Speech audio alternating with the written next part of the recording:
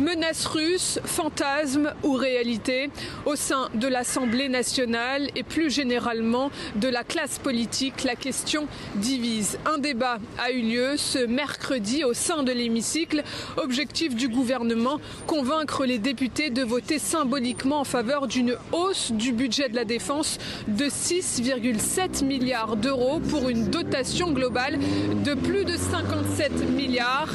Pour Sébastien Lecornu, le Premier ministre, la guerre est aux portes de l'Europe et les Français doivent arrêter de faire preuve de naïveté.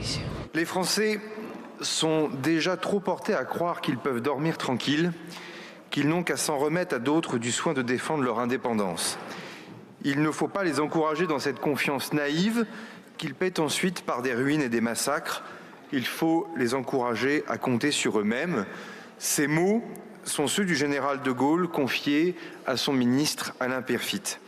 Ils traduisent une volonté partagée sur l'ensemble de ces bancs, celle de ne compter que sur nous-mêmes, de ne jamais dépendre des autres, d'être souverains et indépendants. Qu'il s'agisse du Rassemblement national, du Parti communiste, des écologistes ou encore de la France insoumise, on dit favoriser la voie de la diplomatie. Tous tirent la sonnette d'alarme et dénoncent des discours belliqueux, agressifs vis-à-vis de la Russie. Et on prévient, qui sème le vent récolte la tempête. Vous privez la France de la seule ressource qui pourrait la protéger, son indépendance.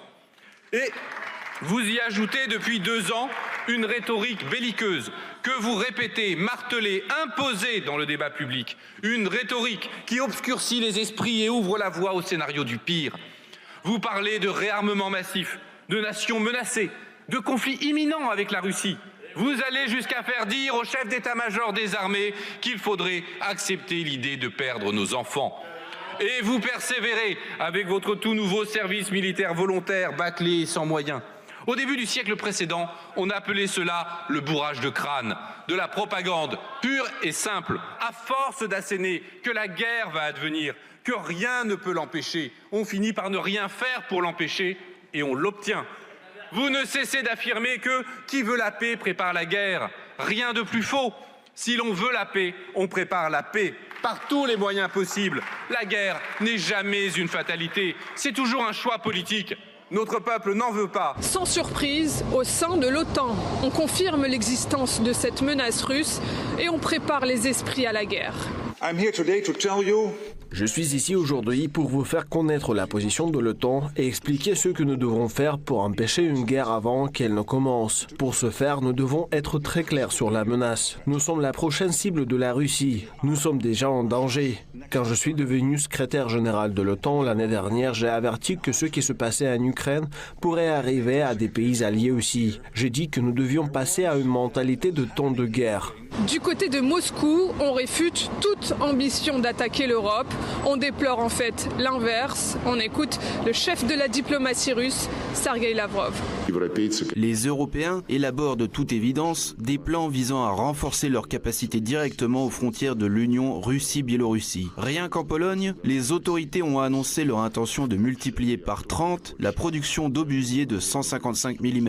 Et dans ce contexte, ils tentent de convaincre tout le monde qu'ils ne se préparent pas à la guerre, mais à une sorte de paix juste en Ukraine, tout en prétendant jouer un rôle dans le règlement. Tous ces Européens, à commencer par Macron, qui affirme avec aplomb que rien ne peut se décider sans eux, sans l'Europe. Quant à nous, nous ne nourrissons aucun projet agressif à l'égard des membres de l'OTAN ou de l'Union européenne. Le président l'a dit très clairement, nous sommes prêts à consigner ces garanties par écrit dans un document juridique, naturellement sur une base collective et réciproque, conformément à l'approche que je viens d'exposer. Malgré les efforts diplomatiques répétés du président américain, les Européens semblent se diriger vers une autre voie pour l'Ukraine, mais pas seulement.